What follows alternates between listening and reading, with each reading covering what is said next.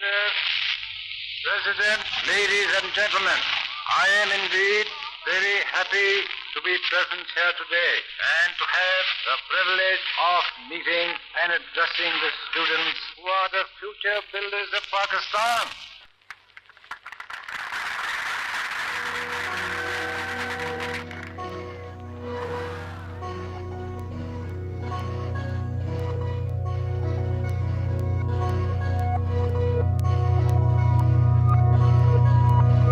कायद-ए-आज़म मोहम्मद अली जिन्ना ने लड़कों को बुलाया और कहा कि मैं चाहता हूं कि तुम लोग जो है तो मिल कर के all India Muslim students federation कायम करो। चुनांचे उन्होंने हुक्म दिया राय साहब महमूदाबाद को कि आप बराए करम इनकी मदद कीजिए। हमने कायम किया। अल्लाह के फजल से all India Muslim students federation कायम हुआ।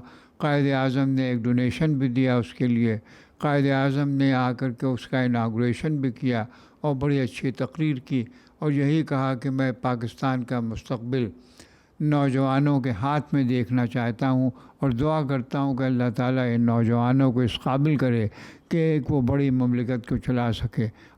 हमको ये सियासी मसलक दिया कि तुम जाके कोशिश करो, मुस्लिम लीग के झंडे तले खड़े हो और इंशाअल्लाह तुम पाकिस्तान बना लोगे। बहुत ही उसूली आदमी थे। उन्होंने कहा आपका पहला काम यह है कि अच्छी तालीम हासिल करें और जो वालिदैन आपकी तालीम के लिए पैसे खर्च कर रहे हैं उसका सही मसरफ़ बनाएं और तालीम हासिल करें, चूँकि बिला तालीम के आप तरक्की नहीं कर सकते। As you know, that the eyes of the world are upon Pakistan, and we are watched by the various nations of the world with the keenest interest since the establishment of Pakistan as an independent sovereign state. It has been a great and historical event.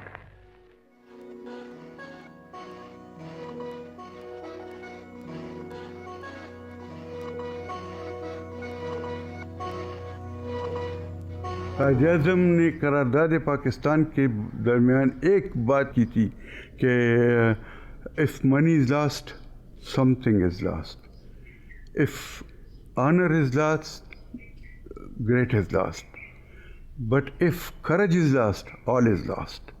Quaid-e-Azam मुझे और मेरे भाई को my children होके पुकारते थे, ख़ासकर उसमें मुस्लिम लीग के सेशन में जो लाहौर में हुआ था, क्योंकि हमें लोगों ने पैसे दे दिए, इनाम दे दिया, तो वो उस वक़्त काइन्स होते थे, तो काइन ज़्यादा काइन होते, तो हम वो काइन दे के मैंने कायद-ए-आज़म को दे दिया कि ये आप मुस्लिम लीग के फंड में दाखिल कर दें। पाकिस्तान हासिल करने के लिए हमने बहुत कुर्बानी की है, मगर हमें पाकिस्तान को कायम रखने के लिए अभी और कुर्बानी करने होगी। मुसलमान मुसीबत में घबराया नहीं करता।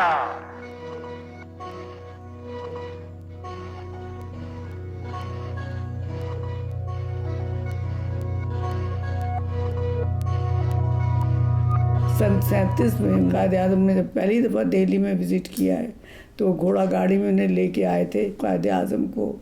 एक किसी मकान की बालकनी में जगह उन्होंने हासिल की थी, वहाँ से बैठ के मैंने सबसे पहले कायद-ए-आज़म को उस वक्त देखा था कि उनको देखने के बाद तो हम बस खुशी के मारे बस दीवाने थे। उनके मेज़ के नीचे घुस के उनके पाँव के पास बैठ गए। जितनी देर उन्होंने जलसा रहा 2 घंटे, ये हमारे लिए बहुत बड़ा ऑनर था कि हम उनके पाँव के पास बैठे हुए थे।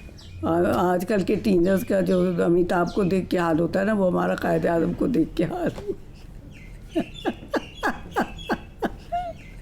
मैं तो कहती हूँ मेरे वालिद की तो हालत ये थी कि वो उनकी आवाज़ भी सुनते थे तो उनके आंसू बहने लगते थे, वो इतना इमोशनल हो जाते थे।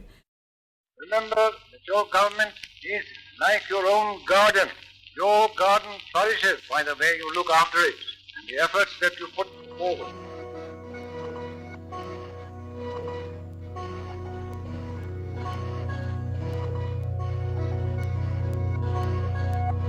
कायद-ए-आज़म में अक्सर आके हमारे साथ ब्रेकफास्ट टेबल पे बैठ जाते थे, बड़े रिलैक्स्ड। जिन्ना साहब हर साल गार्डन पार्टी देते थे दिल्ली में, तो हम लोग गए उनकी गार्डन पार्टी में।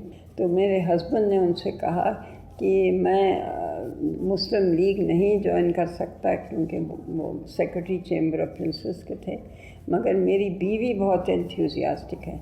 कहने लगे we are happy to have the better half. Of course he was a excellent host. लोग अक्सर समझते हैं कि बड़े स्टिफ थे, मगर मेरा तो तजुर्बा ये है कि वो बहुत रिलैक्स्ड थे, कम से कम सोशली बहुत रिलैक्स्ड थे।